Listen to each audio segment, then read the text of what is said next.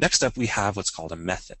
Now, a method is a kind of member that can go into a class, and something that we can place members inside of our classes, and we'll focus more on different kinds of members later, especially in week 6.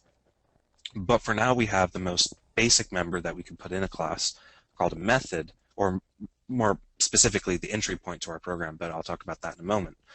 So what we have here is a method. A method is basically a way to name a block of executable code.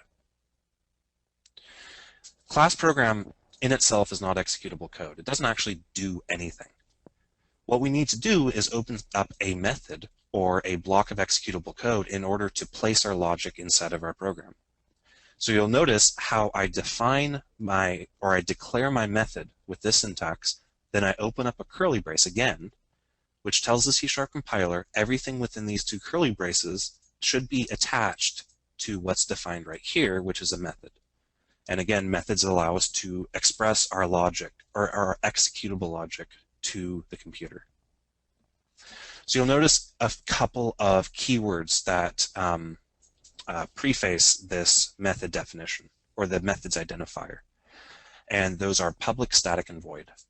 We're not going to be talking about static until later, nor I don't believe we're going to be talking about public till later. But the point is, the most important aspect of this method definition is not the modifiers we have right here. These are called modifiers because they are placed before a method identifier.